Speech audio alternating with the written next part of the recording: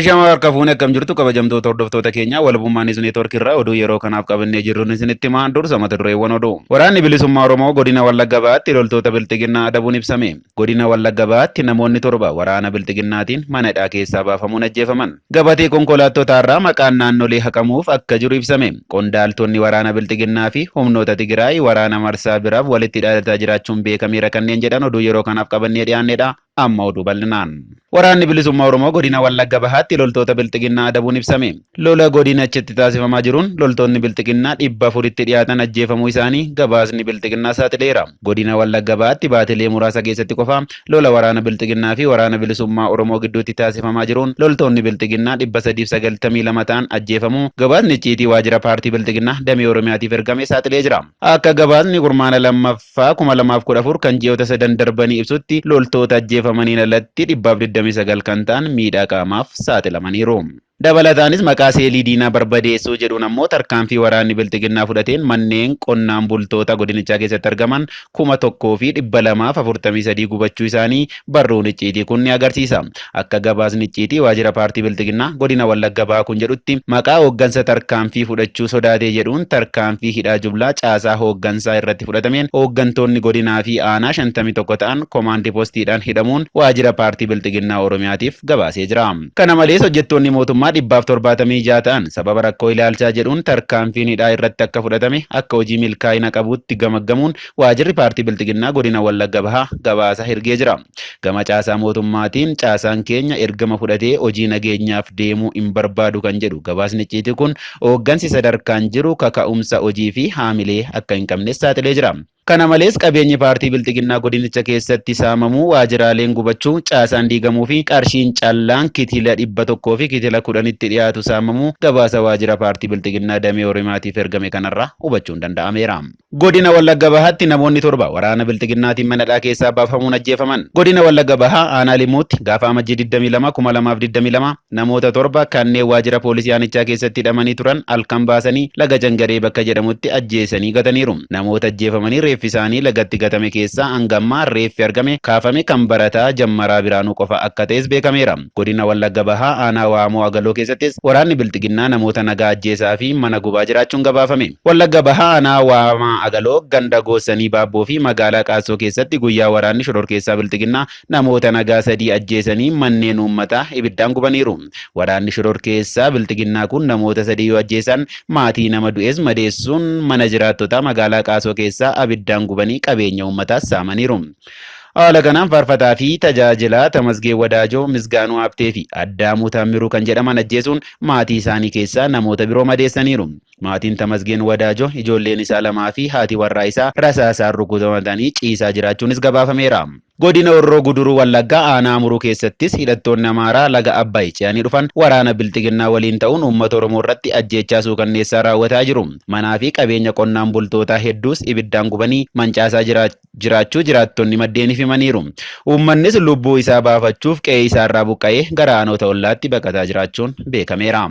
Gabatee konkolaattota maqaan naannolee haqamuuf akka jiru ibsame. Manni maree ministeerota Itoophiyaa lakkoofsa gabatee konkolaattota biyyattii keessa socho'an irraa maqaa fi mallattoo naannolee haqame kan biyyaa qofti akka bakka bu'uuf labsii raggaasisuuf paarlamaatti ergee murtee eeggataa jiraachuun ibsame. Amajjii 12 2014 akka lakkoofsa Itoophiyaatti manni maree ministeerota yaa'ii gaggeesse irratti dhimmoota biroo daandii fi geejibaa ilaalchisuun labsii haaraa mirga naannolee fi sabummaa sarbu akka labsamuuf wixinee labsii qopheessuun paarlamaaf dabarsuunsaa ibsameera. Gorsaa seeraa mana marii ministeerotaa kan ta'an obbo Abajjee Maammoo akka gaazexaa riippoortariitti himanitti konkolaattota biyyattii keessa socho'an kamirraayyuu lakkoofsi gabatee yookaan taargaan Ooroo, Aamaa, Tiigii fi kan kana fakkaatan jechuun maqaa naannolee ibsan akka haqamaniif labsiin bahee jira. Labsiin haaraa kun kan ragga'u yoo ta'e tokkummaa biyyattiitiin murteessaadha jechuun riippoortariitti kan himan obbo Abajjeen maqaan naannolee fi lakkoofsi adda baafannaa haqamuun mallattooleen haaraa iitii jedhu ni maxxanfama jedhaniiru.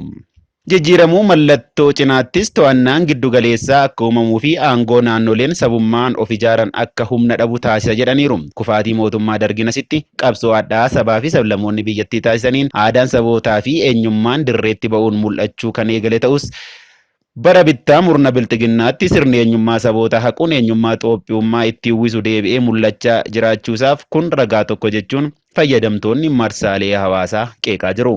Labsiin haarawaa paarlamaan raggaasisuuf qophaa'ee jiru kun maqaa naannolee heeraa fi dambiitiin of bulchanii lakkoofsa gabatee konkolaatotaa irraa kan haqu yoo ta'e mirga ofiin of bulchuu sabootaa gaaddisa federaalizimii jalatti qabaachaa ture ni hambisa jechuun xiinxalloonni siyaasaa fi ogeeyyiin seeraa qeeqaa jiru.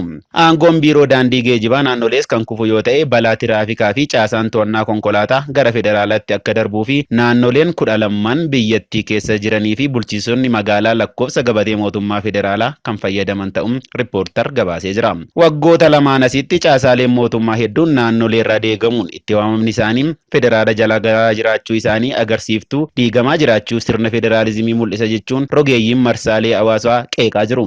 Murni bilxiginnaa adeemsa kanaan kan itti fufu taanaan bulchiinsi naannolee diiguu dhabuusaaf wabii hin qabnu. Balaa diigumsa Oromiyaa fi naannolee birootti deemaa jiru kana uummanni Oromoo callisee ilaaluu hin qabu jechuun ogeeyyiin siyaasaa fi ogeeyyiin seeraa dhaammataa jiru. Torban tokko dura biiroon barnoota Oromiyaa asxaa isaarraa odaa fi qubee balleessuun asxaa haaraa mallattoolee eenyummaa sabichaa ofirraa hin qabne gadi baasuunsaa ni yaadatama. Qondaaltonni waraana bilxiginnaa fi humnoota Tigraay waraana marsaa biraaf walitti dhaadataa jiraachuun beekame. Yeroo yaaliin jaarsummaa qaamolee adda addaatiin taasifamaa jiru kanatti qondaaltonni waraana bilxiginnaa fi ajajoonni humnoota Tigraay ibsa dhaadannoo waraana walirratti kennaa jiru. Humnoonni Tigraay dantaa uummata Tigraay humnaan mirkaneessina jechaa kan jiran yoo ta'an waraanni bilxiginnaa immoo Maqalee seenuuf wanti na dhorku hin jiru jedhee dhaadataa jira. Miidiyaalee Tigraay ibsa kan kennan ajajaan waliigalaa waraana Tigraay Leetinaal Jeneraal Taaddasee Warradee akka jedhanitti wabii fi walabummaan uummata Tigraay karaa nagaatiin ta'uu baatu ammoo humnaan ni mirkaneessina. Kana gochuufis humnaa fi dandeettii gahaa qabna jedhaniiru. Wabiin uummata Tigraay humnaa fi qawwee qofa kan jedhan Leetinaal Jeneraal Taaddasee Warradee fedhii fi faayidaan uummata Tigraay mootummaa federaalaas ta'ee humnoota alaa kamirrattuu kan hirkatu miti jechuun ibsaniiru. Bifuma wal fakkaatuun qondaalota waraana Tigraay keessaa tokko kan ta'an Meejar Jeneraal Yohaannis Waldagorgis uummanni Tigraay humna walabummaa isaa tiksuu danda'u wareegama kaffalee ijaarratee jira jedhaniiru. Gama waraana bilxiginnaatiin ammoo ajajaa itti aanaa waraana bilxiginnaa kan ta'an Jeneraal Ababaw Taaddasaa gaaffii fi deebii EBC wajjin taasisaniin waraanni isaanii gara Tigraay seenuu akka danda'u akeekanii jiru. Waraana boqonnaa tokkoffaa xumurree jirra. Boqonnaa tokkoffaa xumurreerra jechuun boqonnaa lammaffaan illee akka jiru agarsiisa jechuun lolli akka hin xumuramnee fi humnoonni isaanii hanga Maqaleetti adeemuun TPLF barbadeessuuf karoorri jiraachuu himaniiru. Dhaadannoon Jeneraal Ababaw Taaddasaa kun kallattii siyaasaa kan dhimmoota waraanaa booda sirna bilxiginnaa Abiyyi Ahmediin durfamu tibbana lafa kaa'e irratti dabballoota isaa leenjisaa jiru wajjin kan wal faalleessu ta'uun mul'atee jira. Akka sanada leenjii dabballoota torbee darbe miliqee ba'e irraa hubatamutti waraanni xumuramee jira. Dhibdeewwan jiran karaa nagaatiin hiikuuf mootummaan wareegama kamiyyuu ni kaffala jedha. Ta'us haala leenjii fi qabiyyee barreeffama icciitii miliqee ba'ee kanarratti dhibdeen keessoo bilxiginnaa damee Amaaraa fi giddugaleessaa waan uumameef dhimmi kun dubbii ijoo ta'ee turuun kan yaadatamudha. Ibsi dhaadannoo waraanaa faallaa kallattii bilxiginnaa karaa Jeneraal Ababaw kenname kunis dhibdeen keessoo sirnichaa ammallee jabaataa adeemuun kan agarsiisuu fi siyaasaan bilxiginnaa hooggansa kallattii tokko kennuu akka hin dandeenye agarsiisa jedhameera. Egaan kabajamtoota hordoftoota keenya oduu yeroo kanaaf qabannee jirru sangammaa ture. Qophiilee walabummaa Niiws Neetwoorkii afaan waliin turtii gaarii jenna.